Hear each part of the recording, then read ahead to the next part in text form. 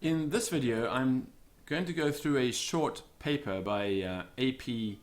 David, Ideas e Críticas, the classical interlude, the law of recessive tonal accent for classical era Indo-European. Now, A.P. David has got some interesting theories about Latin verse. I don't agree with all of them, but what he has to say, I believe, is interesting. And I'm just going to go through what he says here. There's been a bit of a hullabaloo surrounding the publication of his recent book on Latin verse. This is a topic which does get some academics quite excited. So, abstract. It is shown that W.S. Allen's theory of contonation, derived from Vedic descriptions, accounts for the apparently divergent tone and stress rules for ancient Greek and Latin, as well as, by extension, classical Sanskrit. Historically, Greek and Latin show evidence of an active stress component in their accentuation in the weakening grade of adjacent vowels, an effect that appears not to be present during the classical period. It turns out that all three classical languages display patterns of accentuation in their received grammatical traditions, which can be formulated in terms of a recessive contonation rule, when the role of quantity is factored in. Reviewers, writes A.P. David, of my recent book, The Dance of the Muses, Choral Theory and Ancient Greek Poetics, have recused themselves from judging the linguistic argument in Chapter 3 that is key to everything that follows. M.L. West goes so far as to describe the stress theory for ancient Greek as set out by W.S. Allen as refuted, although West fails to mention that he is referring only to his own refutation of the work in his review of Allen's accent and rhythm. This book by Allen has recently been reprinted, 2009, to much acclaim by professional linguists. There are, unfortunately, occasions when classical philologists, such as those who have reviewed my book, seem to live in an echo chamber, unaware of opinions and methods grounded in other relevant disciplines. West feels that he has refuted Allen's argument on the grounds of circular reasoning. He does not appear to understand descriptive argument, which is by its very nature circular. Deductions are rare in some approaches to reality. A.M. Devine and L.D. Stevens described Allen's study as the first work in the field of Greek meter that can truly be said to understand the requirements of scientific method and theory construction. And this is the view to which an informed consensus subscribes. I thought it would be helpful to set out the laws I have proposed outside of the contexts of dance or Homer or ancient poetics, so that Indo-Europeanists and other historical linguists might evaluate and make use of them. And I'm going to sort of, a brief aside here, A.P. David has this theory that the type of verse that the Romans inherited from the Greeks has its origin in Greek theatre and Greek dance, and that many of these poems, he believes, were acted out in some way with a kind of dance movement by the performers or by performers who were performing the dance while the poem was being read. As my title indicates, I consider the discovery to be of considerable scope for anyone interested in formulating an historical topography for Indo-European. In what follows, I shall deal first with Latin and then Greek. I am not a Sanskritist. I merely follow the claim that classical Sanskrit, descended from Vedic, shows a recessive system practically the same as the Latin one. First, I shall cite the factors in the new theory common to all three cases. Common features. The point of departure for the new theory was Allen's comparison of the Vedic Udatta Svarita system, I don't know how to pronounce that, my apologies, with the classical Greek descriptions and prosodic notation. The rising tone, udata, occupied only one vowel mora, but the spharita, or the downglide, could occupy both moras of a following syllable. A multiplicity of distinctions in terms, produced separately by philologists and linguists and metricians, can be confusing. A mora is an element of a vowel quantity. A short vowel has one, nihil. A long one has two, rari. So let's do it this way. So nihil, rari. So long, rari. So the mora. This is the idea that it's not. We're talking not only about the tenseness and the laxness of the vowel, but its length as well. So metricians distinguish between heavy syllables and light syllables. Syllables containing long vowels are heavy, but closed syllables with short vowels also contain two moras, and are considered heavy for the purpose of meter. And of course, this is the thing that Attridge is talking about. If you look at the video list, a couple of videos before this one, I was discussing this problem of what it actually means for a syllable to be heavy. So closed syllables or short vowels are considered to have two moras and are heavy for the perspective of meter. However, philologists somewhat confusingly refer to these vowels as long by position. The vowels are not long, the syllables are long.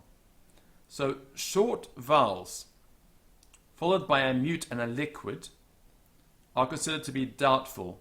And this is because such syllables can be either heavy or they can be light, depending on their placement in the thesis.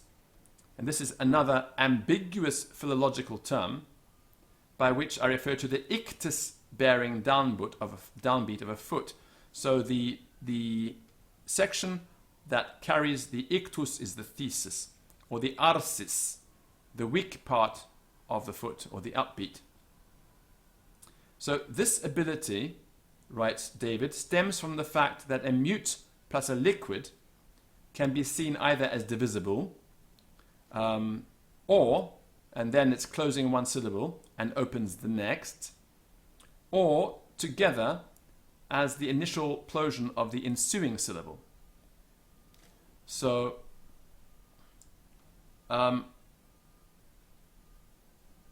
so he claims that the udata corresponds to the Greek and the spharita to the Greek, so the uptone and the downtone. The circumflex denotes a situation where the pitch rises on the first mora of a long vowel and drops on the second. So, thus the Greek prosodic notation is consistent in marking the mora where the voice rises, but only in this one instance, in the circumflected vowel, does it indicate a drop in pitch. So Allen suggests that the two elements fused in these situations, with the downglide predominating, and he cites Sanskrit grammarians who describe the cases corresponding in Vedic to the Greek circumflex simply as spharita. Meanwhile, it is important to note that despite its name, the grav sign in Greek texts does not mark the spharita, which is an automatic downglide. So rather, it marks the suppression of the pitch rise on the ultima of a non-prepausal word. In Greek sandhi, if the voice does not have room to descend in pitch within the word, it is not allowed to rise, and what cannot come down must not go up. So the Greek version of svarita, or svarita, I'm not sure how this word is pronounced, is only indicated in the circumflex, where the pitch rise occurs on the first mora of a long vowel, and then it goes down again. So an acute sign on a long vowel simply indicates a pitch rise on the second mora, and any subsequent downglide on the following syllable, whether the vowel is long or short, in this situation or any other, is left without any mark. It's unmarked. It should be noted that trochaic shapes with an initial closed syllable containing a short vowel are marked with an acute sign on the only vowel mora available to be marked. So I read that again. She noted that trochaic shapes with an initial closed syllable, so containing a short vowel, like here we have andra, are marked with an acute sign on the only vowel mora available to be marked. Andra, handra. Textual and metrical evidence suggests that the contonation was completed within such closed syllables in trochaic environments, but not in others. Anthropos, anthropos. The downglide occurred on the penult and not within the antepenult. Anthropos. I think I have that correct. The new theory of the classical accent depends on the idea that accentual prominence derives not just from rising pitch, but from the combination of pitch change with quantity. So a downglide over a closed syllable or a vowel of two moras would be more prominent than the preceding rise on a single mora. So let's look at this word, roga. Now that's interesting because this word is a word that came up in the discussion about recitation of Latin poetry I had earlier, but the accent is on ro, but the vowel at the end is long with two moras. So roga, but here it's an open syllable. It's a vowel of two moras. And it was noted that the two mora does seem to be more prominent than the rising tone, the accent on the single mora, ro, roga. If, however, the syllable following the rise was short, as the arma, the syllable containing the rise would register as more dynamically prominent, arma, right? Roga. So that's clear that this is the case, that the just listening to it, although the combination of pitch change and duration is a feature of stress, and if you go and use Audacity, you can read these words out and you'll see the stress is on the first syllable of roga and not on the last, but the prominence is on that double vowel with two mora. So in these contexts, the weakening of adjacent vowels that is also characteristic of stress does not occur. Let's read that again.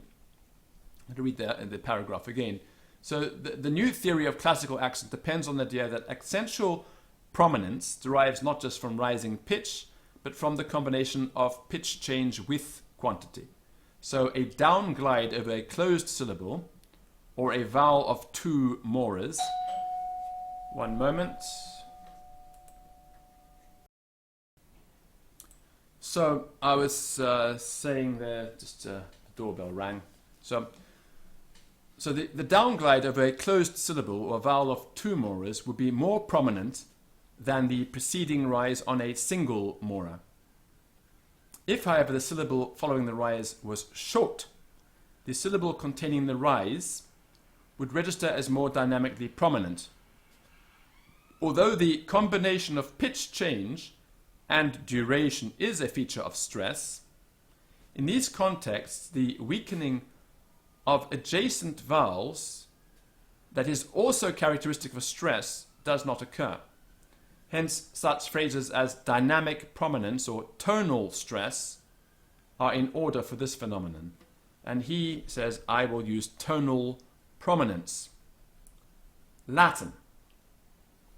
For classical Latin, the rule is simply this.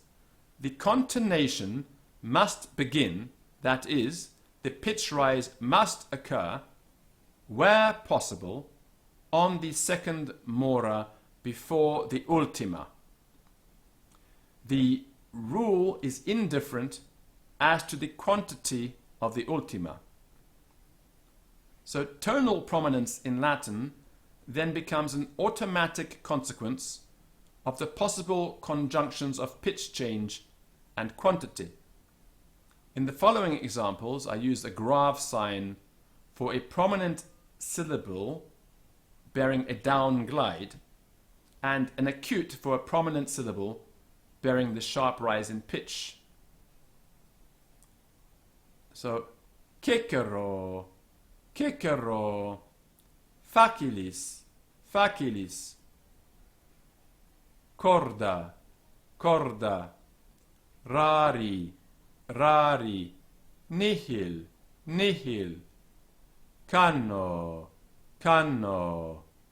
Now notice canno has the stress on ka, but the prominent syllable is actually the final one, canno. So arma, virumque canno. And it looks like you're throwing the stress onto that last syllable, but that's not what's happening. The syllable is prominent, but the stress is on the ka. Arma, virumque canno.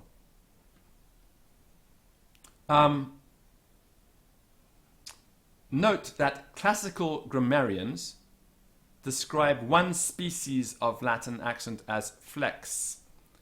The new theory suggests that long penults, the Latin dynamic prosody, was tonal in a way that directly reminded the native descriptivists of the Greek circumflex.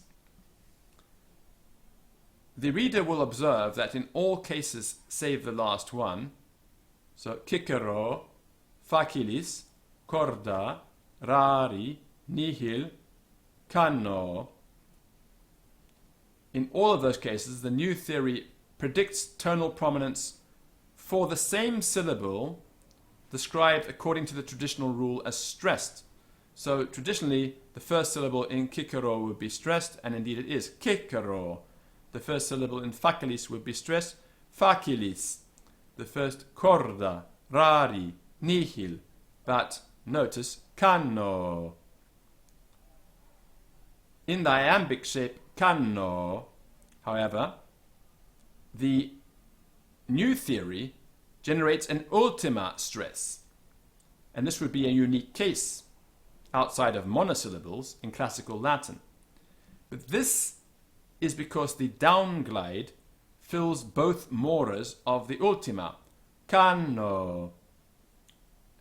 The historical phenomenon, iambic shortening of the ultima in such cases, was likely an effect of the more familiar type of stress on the penult.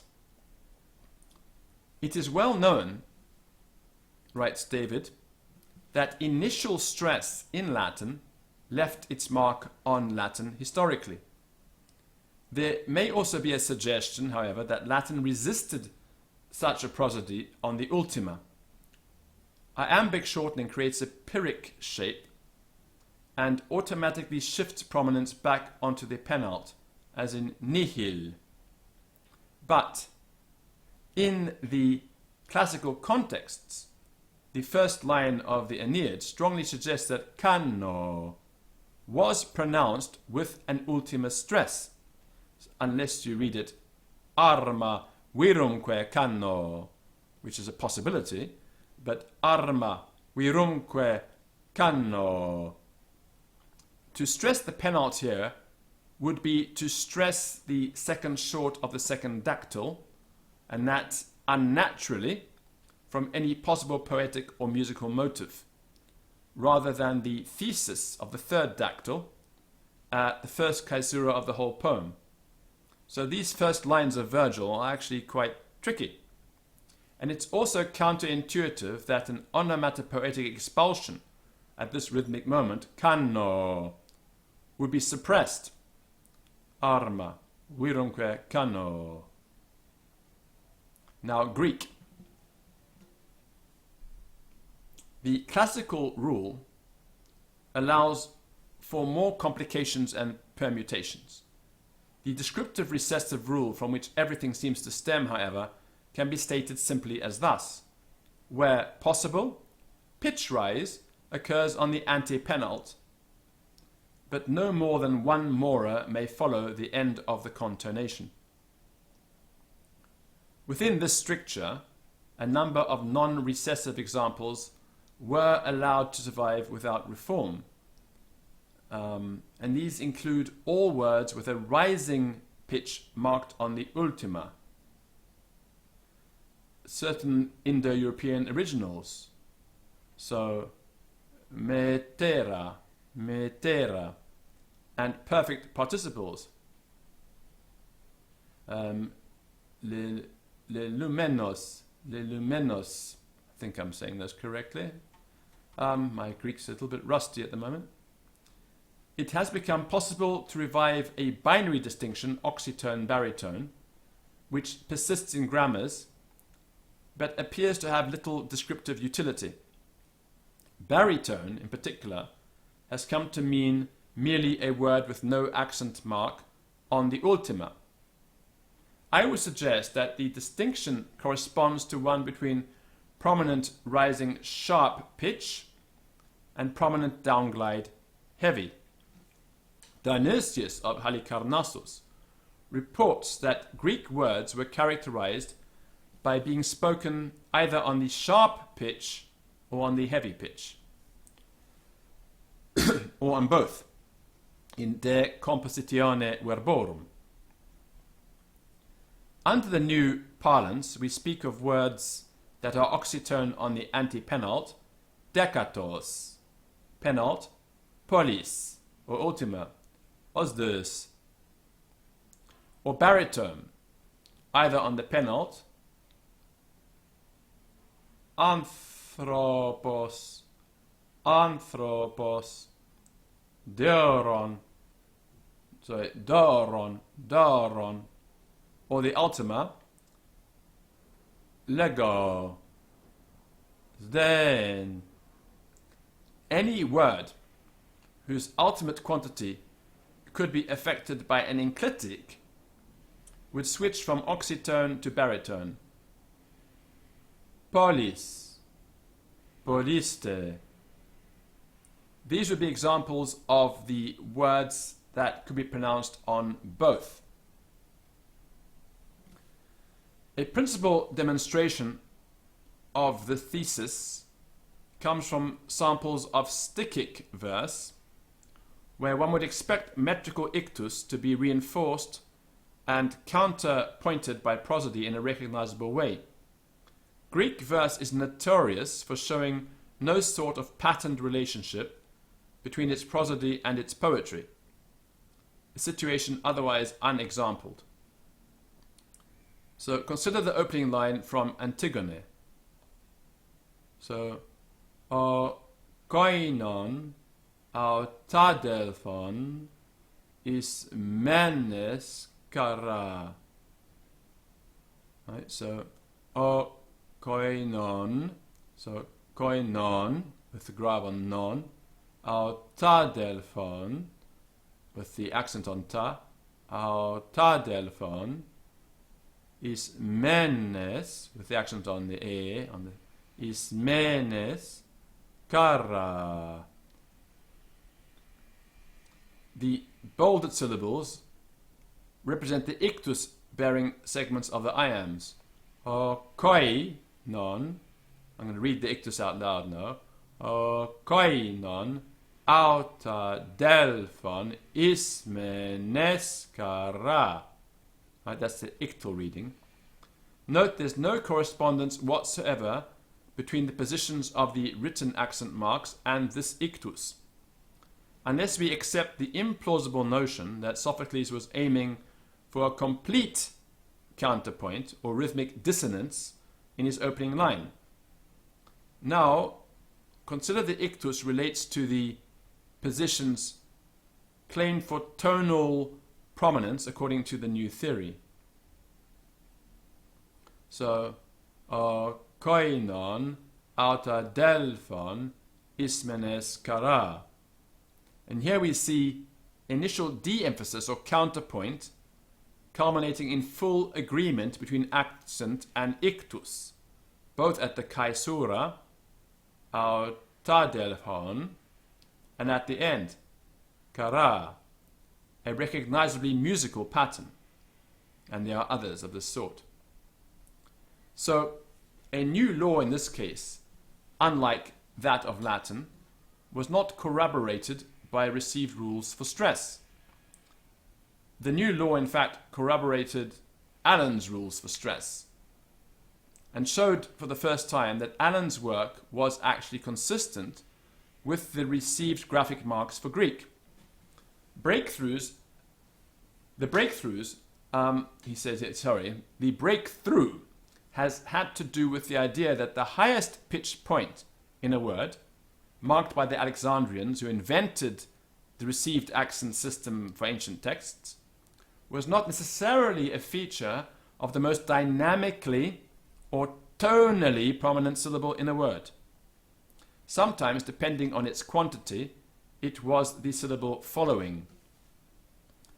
So, and there are rules, as Allen has set them out in his later handbook. Prominence applies to an element constituted by either one heavy syllable or two light syllables. Words, or word-like sequences, longer than an element, have internal contrasts of prominence and non-prominence. If the final syllable of a word is heavy, it is prominent. If the final syllable is light, the next preceding element is prominent. A preceding element separated from the prominent element is also secondarily prominent. This new theory has nothing to say about a possible unattested secondary prominence, except to say that dual prominence is met with routinely in enclitic combinations. In all other aspects, Allen's stress rules predict the same prominent syllables as the new theory does.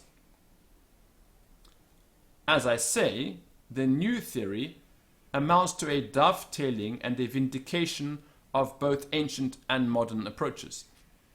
Allen's rules were induced in a study of the ends of lines of verse. That they are confirmed by an application to the rest of the line in Greek poetry is a closing of the circle. This manner of evidential closing of the circle is a hallmark of sound inductive reasoning. The new theory is also consistent with synchronic accounts, for example, Golston following Salzé. He writes here, the central insight to Salzet's analysis is that the orthographic high tone in ancient Greek need not be the pitch accent. Instead he posits a L tone, that's low tone, one presumes, that marks the pitch accent, and the tonal melody high-low, HL, is mapped onto the word with L mapped onto the prominent syllable. H docks to the mora immediately preceding L. This is Gulston. And he comments that the insight corresponds to Allen's observation, supported statistically, that the Sfarita tended to fall on the strong positions of feet. It has not occurred to synchronic phonologists, however, to consider the other possibility that certain quantitative environments produced this prominent H. Summerstein's synchronic study that identifies falling as a separate feature from sharp is also completely consistent with this new account. Historical instincts must yield to facts. Unfortunately, this classical manifestation of an Indo-European prosody is somewhat bizarre. So David here is quoting himself. My conclusions tend to problematize the definite reconstructive claims that can and have been made. In particular, claims that link the Indo-European accent to the free and purely tonal accent of Vedic, leaving ablaut unexplained in Indo-European, and to problematize also the descent of those languages, which seem to have developed a cumulative accent with a stress function, as exhibited in metrical environments, but for whom ablaut has become historical. This is David. So to continue on, is there an empirical factor that might have induced such a literal coincidence, a tonal regressive accent in each of these classical cases? So Vedic begins historically with a free tonal accent, Latin begins historically with an initial stress accent, Greek begins with a tonal feature that owns the effects of stress. In their classical forms, all three seem to show a recessive pitch accent without the phonological effects associated with stress on adjacent syllables, but still capable of the dynamic reinforcement required of the verse ictus. So Greek and Latin then proceed to develop the familiar stress accents that persist to this day. The ancient syllable that contained the rise in pitch at the highest pitch point of the word came to be the later or modern stressed syllable. I cannot speak to the scattered modern literature, but the apparent historical descendants of Sanskrit seem to have gone different ways accentually at the level of the word or the phrase. So the prosody of the golden age of poetry, drama, philosophy, even linguistics and mathematics in these languages seems to have been part of a simultaneously development yet to be explained in linguistic terms. It seems to have been a sort of classical interlude. He's talking here about Sanskrit, I presume. And he's quoting Allen, 1973, Accent and Rhythm, and Vox Graeca, 1987, third edition. And there's various other texts here in the bibliography. This text can be found on Google by searching for A.P. David, the classical interlude, and then file type :PDF, and you will find this text. The file name is just a number with a reference. Right, so that's that. And as I said, there's an argument about A.P. David's theory, his new theory, although I can see some merits to it, especially with unstressed long final vowels in Latin, which seem to be prominent even though they don't carry the stress, as in cano. Anyway, that's that. Make of it what you will. And at some point I will start working on my Greek again. Vale, bye.